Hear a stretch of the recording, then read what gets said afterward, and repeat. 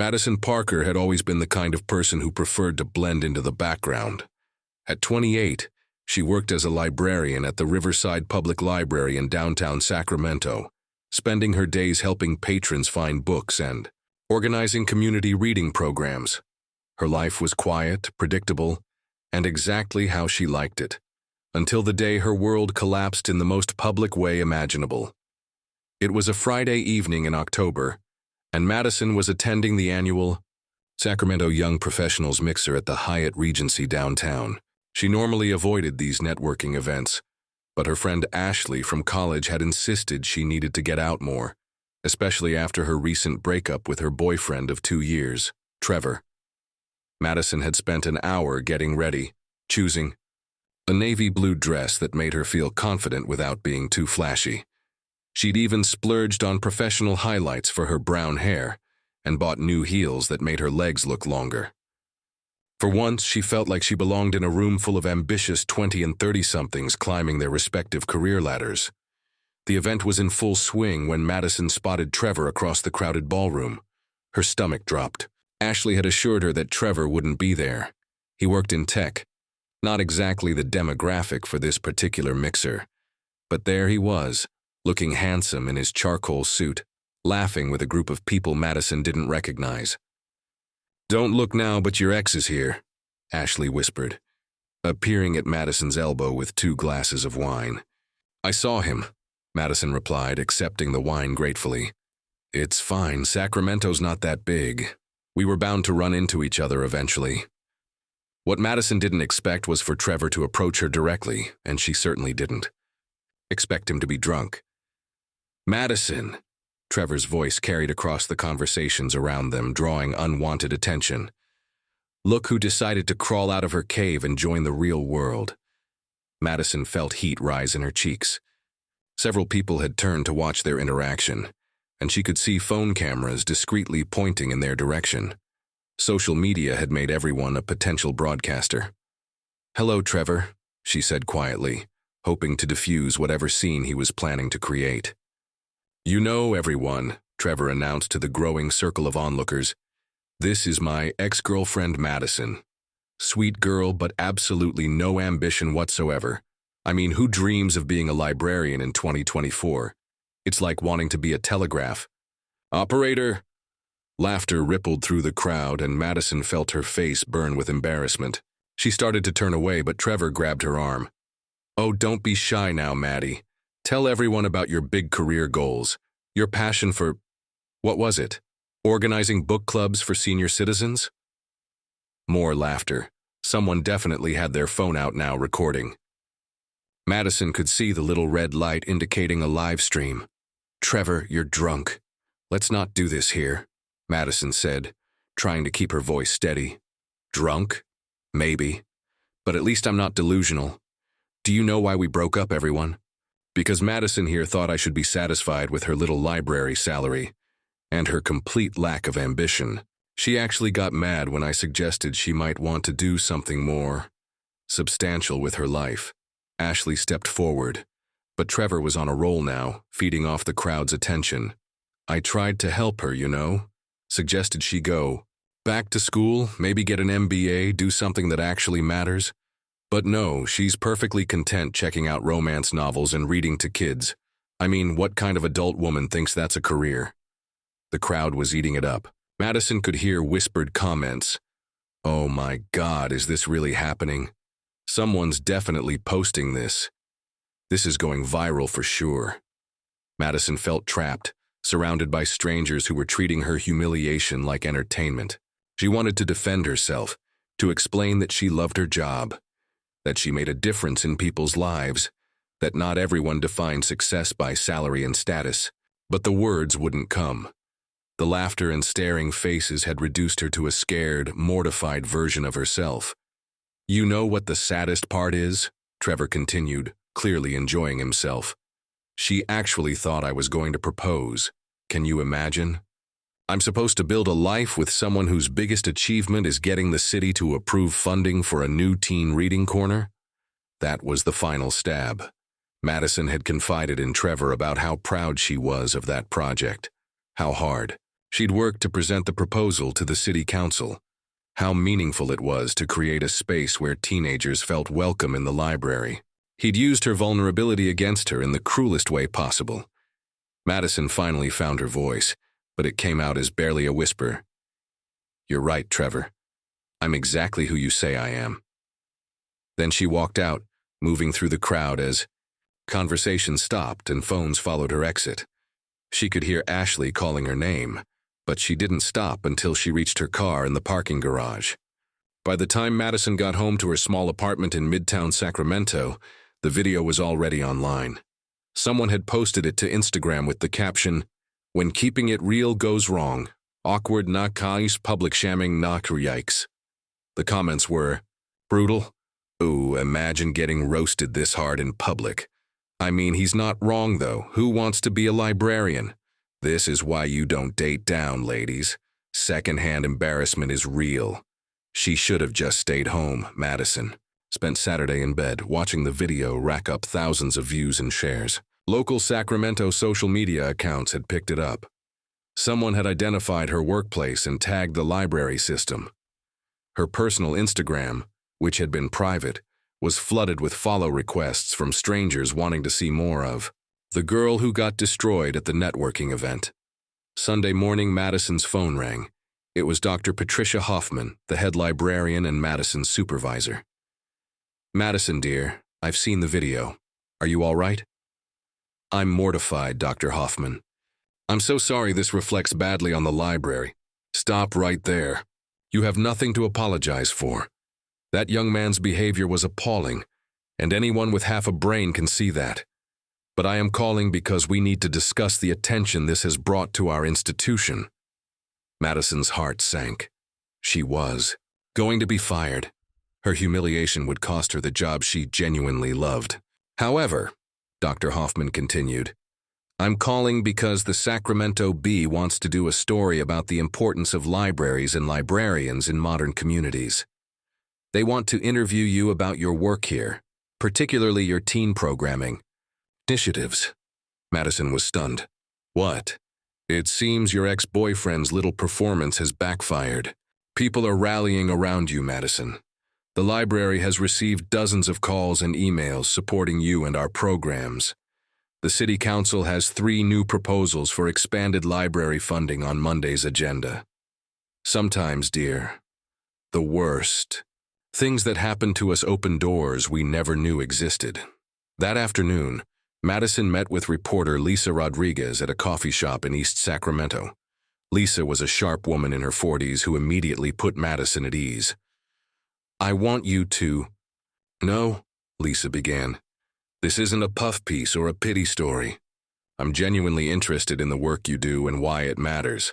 That video just gave me a news hook to tell a story that needs telling." For the next 2 hours, Madison found herself talking passionately about her work in ways she'd never articulated before. She told Lisa about Mrs. Chen, an elderly Chinese immigrant who came to the library every day to use the computers and had gradually opened up about her loneliness after her husband died. Madison had connected her with other patrons who shared her love of gardening, and now Mrs. Chen led a monthly book club focused on memoirs by immigrant women. She talked about Marcus, a 16-year-old who'd been kicked out of his house for being gay and was essentially living in the library using their computers to do homework and sleeping in the teen section until security found him. Madison had worked with social services to find Marcus temporary housing and had helped him apply for college scholarships. He was now a freshman at UC Davis studying social work. She described the literacy program she'd developed for adults who couldn't read, meeting with students after hours to help them navigate everything from job applications to medical forms. Many of her students were undocumented immigrants or people who'd aged out of the foster system without completing their education. "These aren't feel-good stories," Madison explained to Lisa. "These are people whose lives were changed because someone cared enough to help them access information and resources. That's what libraries do. We're not just about books anymore. We're community centers, educational hubs, safe spaces for people who don't have anywhere else to go." The article ran on Wednesday with the headline, "The Quiet Heroes," How librarians like Madison Parker are changing lives one patron at a time. It featured a full-page photo of Madison working with a group of teenagers in the newly funded teen reading corner that Trevor had mocked. The response was immediate and overwhelming. The library's social media accounts were flooded with supportive messages. Local businesses offered to sponsor programming. The Sacramento City Council fast-tracked additional funding for library initiatives. Most surprisingly, Madison received job offers from libraries in San Francisco, Los Angeles, and Portland, all wanting to recruit her to lead similar community outreach programs. But the real surprise came Thursday evening when Madison was working late, preparing for a presentation to the City Council about expanding evening literacy classes. "Excuse me, are you Madison Parker?" Madison looked up to see a man in his 30s, wearing an expensive suit and an apologetic expression. "Yes, my name is James Sullivan. I'm a partner at Sullivan & Associates downtown. We handle public relations for several major corporations in the area." He paused, looking uncomfortable. "I represent Trevor Morrison." Madison felt her stomach clench. "What does Trevor want?" "Well, that's just it. Mr. Morrison is concerned about the attention his comments have received. He's asked me to reach out about the possibility of resolving this situation privately." Madison set down her pen and studied James carefully. "What kind of resolution?" "Mr. Morrison recognizes that his comments may have been taken out of context or misunderstood. He's prepared to make a public apology and a financial contribution to the library system in recognition of the valuable work you do." "In exchange for what?" James shifted uncomfortably. "He'd appreciate it if you didn't do any more interviews or public appearances related to the incident. He's concerned about the impact on his professional reputation." Madison almost laughed. His professional reputation. He works in tech, as I'm sure you know. His company is concerned about the negative publicity. They've asked him to address the situation promptly. For a moment, Madison felt a familiar urge to make peace, to smooth things over, to make everyone comfortable even at her own expense. It was the same instinct that had kept her quiet during Trevor's public humiliation of her.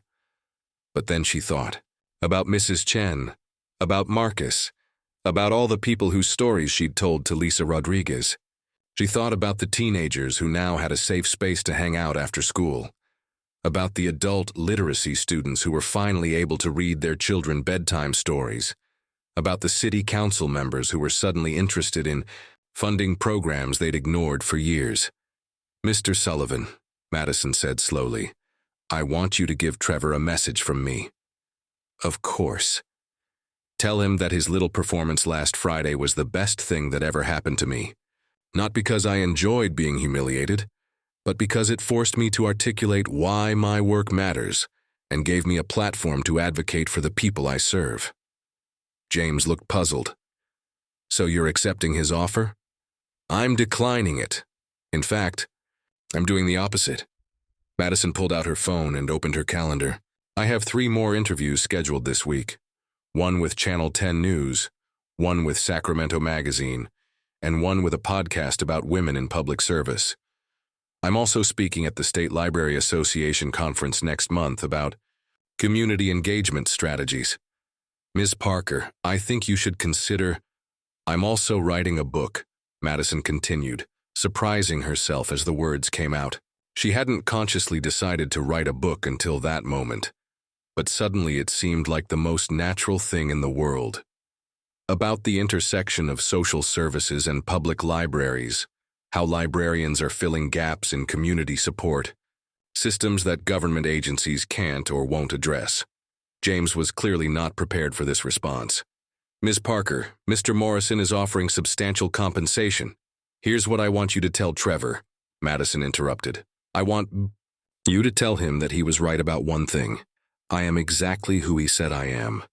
I'm a librarian who organizes book clubs for senior citizens and fights for funding for teen reading corners, and helps people fill out job applications and tax forms.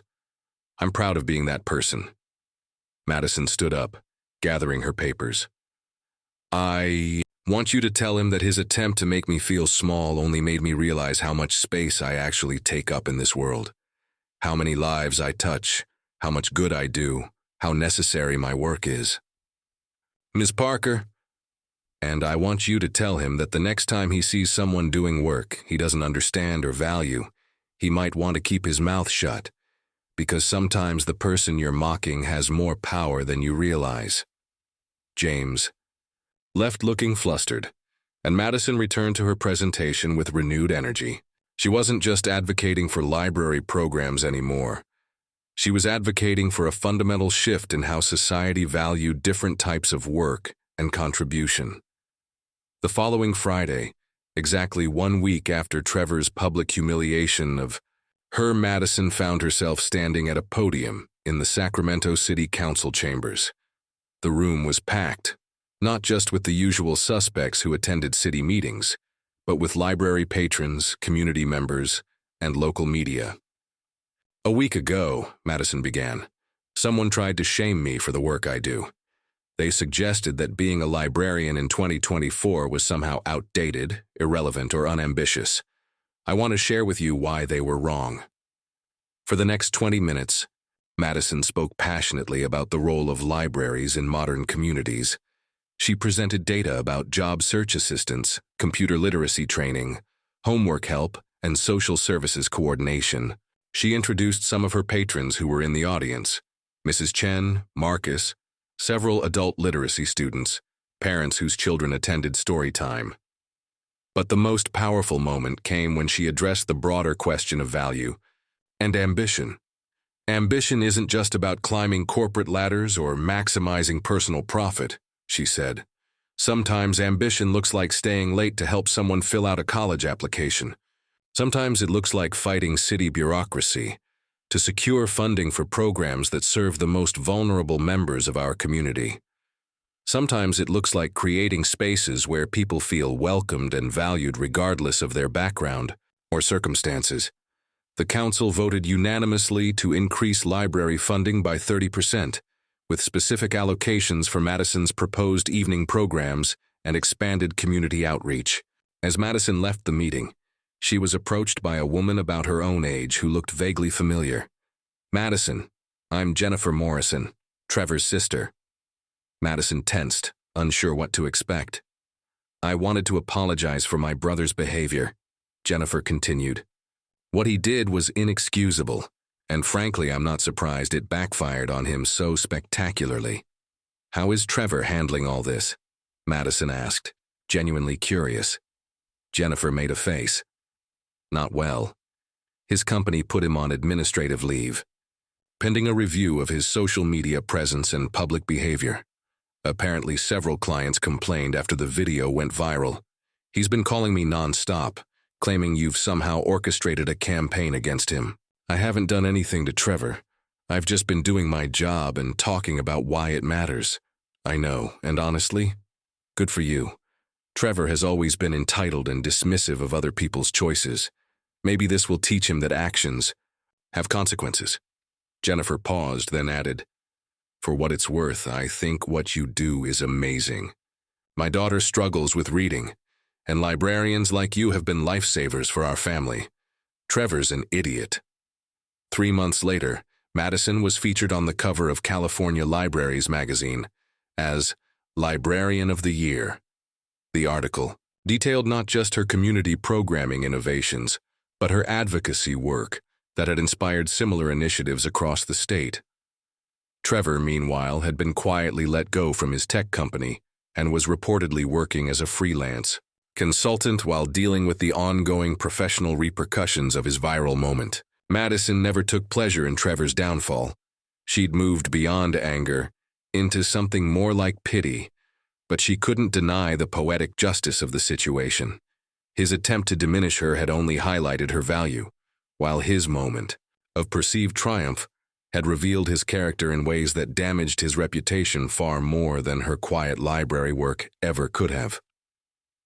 The book Madison had impulsively mentioned to Trevor's lawyer became a reality.